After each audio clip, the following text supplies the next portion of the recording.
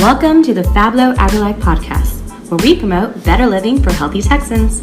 Every episode will cover a health or wellness topic, as well as some lifestyle challenges that we face. Welcome to the FABLOW AgriLife podcast. This episode is going to be mostly about food challenge, just because in my county, we actually have some interests. So I'm with my beautiful friends, Drew, Nicole, Jessica, and June, and they have experience in it, or some of them actually have some teams, so they're going to highlight some tips as well as give you some updates of the changes. But again, always go to the Texas 4-H website and download the guide itself, because we don't know it all by heart, but we know the highlights. But who wants to take it away? Okay, I'll start off. So again, go to that Texas 4-H website to find the new rules and guidelines, and of course you can always email one of us here. We can definitely forward those to you to make sure that you get all the updates.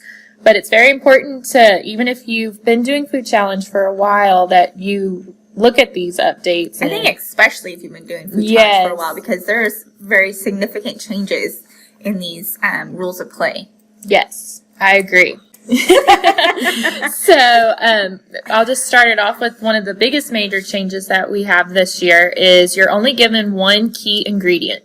So prior, you were given a couple ingredients, and then you were, asked to make something within your category. So now you're only given one key ingredient, and then you have money to go to the pantry and purchase extra items that whatever you want to make for your recipe in that category. So it kind of really opens up that creativity for the kids, just to whatever they choose to make, as long as it fits within main dish or fruits and vegetables, and within their budget.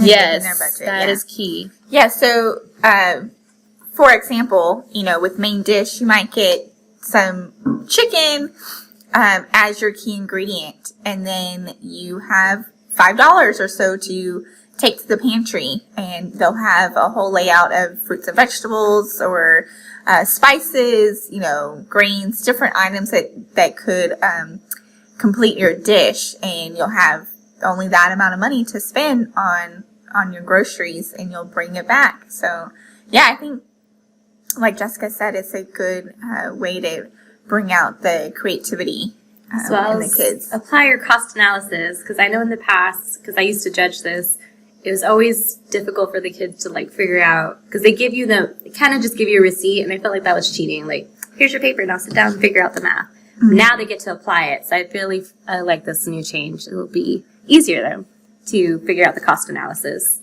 And hopefully it'll get them ready for real world experiences. Mm-hmm. When they go off to college, they can actually go to the grocery store on their own without calling mom.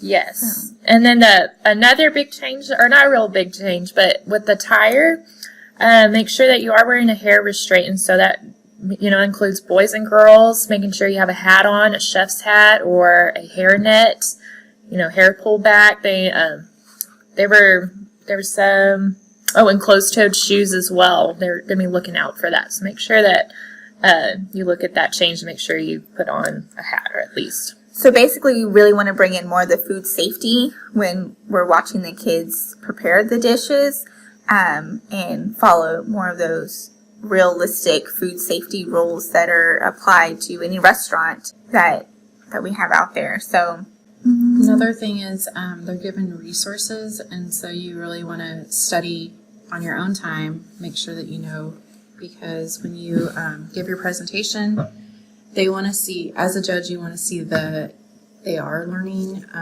food safety and nutrition facts. And so that's what we're looking for as a judge, mainly knowledge. And yes, presentation of food is important, but it's mainly the knowledge, and you can get that by the resources. And I think one thing that always stands out is when they add maybe a fun fact or a personal why this recipe was chosen, why they made it. So something that makes you stand out a little bit. And I know the new rule changes, I'm not sure about every livestock show, but I know it's going to be applied at the San Antonio one for sure. So keep that in mind when going to the San Antonio Stock Show competition. Calculator. So another rule change is that no more smartwatches, those are not allowed on the kiddos anymore. There was an issue in the past about it, people getting text messages. So just have your handy dandy calculator. Yes, a basic calculator. Rules of play. Rule number 2 says no electronic devices or jewelry. You shouldn't be wearing jewelry for this contest anyways. That's a huge food safety violation if you're, in the contest. So, you want to make sure that your jewelry is tucked away into a baggie or your pocket, someplace else. We always see this as an issue every year where they're still wearing their jewelry when they're cooking and they really shouldn't be. It's mostly the ladies. You'll see really beautiful earrings, but like they're dangling. I'm like, watch something fall out. Yeah. So we don't want that. That would be my like, oh man. Yep, that's my earring right there. Sorry. It was for decor. Yeah. A little bling bling. Oh my gosh. And then your box. There's changes to your boxes, but always go to the guidelines and rules and download it. I do know you have like a special item. Gadget of the year. Yes. So last year's gadget of the year was the melon baller. So that's out. Make sure you take it out. Yes, take it out of your supply box. It cannot be there. And the new one is now called the spiralizer. Manual only. You can't bring in an electronic spiralizer thinking you're all fancy making your zucchini spaghetti noodles or something. You have to do that by hand. Get some grunt work in there. Sweat it out a bit. There are a few other minor changes like adding a knife and cutting boards, stuff like that. But like we've said several times, you really need to go to the Texas 4-H website, look up these rules and resources, read them over and over again.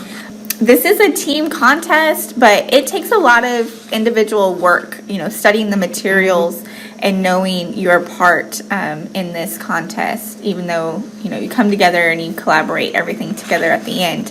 And also everyone when presenting has to talk. I hate when they're not, like there'll be one person and all they do is the introduction. Really hard, And it's like, no, you have to come back and say something. So even if you're not a strong speaker, at least have like a fun fact or something if you're not. But everyone needs to talk.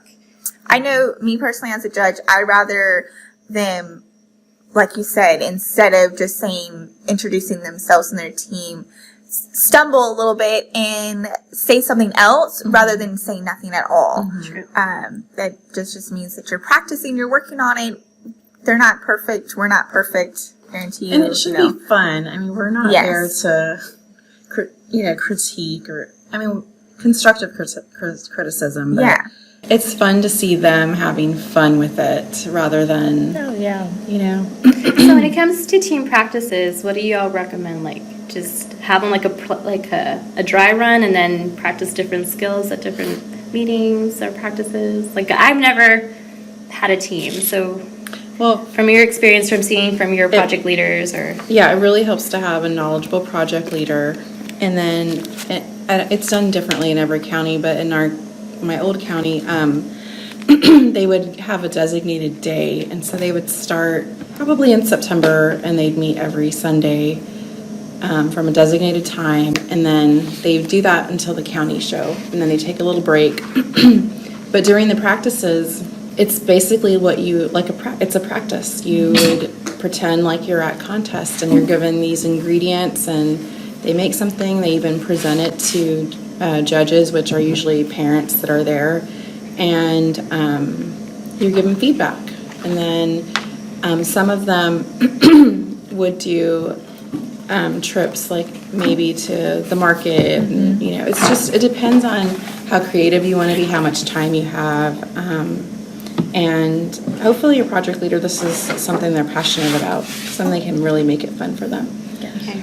I haven't experimented, but I know there's an Explore guide now on Food Challenge. Yes. And I think there's 6 sessions, so that can also be an idea. I need to look through it, I'm not going to lie. But it's on the Texas 4-H website, so that's another idea. But project leaders, I have listeners from Frio County. Help me. Because I've been a judge, but I've never taught, so I'm a little nervous on that end. It's just practice. I mean, the more you practice, the more you get better at giving your presentation, learning, how everybody has a designated thing that they do at their table. This person's the cost analysis person. This person is the best chopper we, So everyone has a set. Yeah. skills. And it may be like you have a couple practices and then you say, the team members will say, I like doing this more, or I'd rather say this. And so they get to find their own strengths. And that's helpful too, because you're not assigning, it's like, this is what's available. What do y'all feel comfortable doing?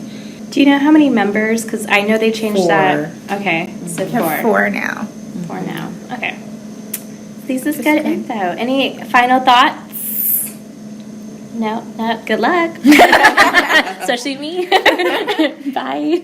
Stay safe. Be mindful. Just breathe. Stay sweet. And stay fab. You've been fablowed.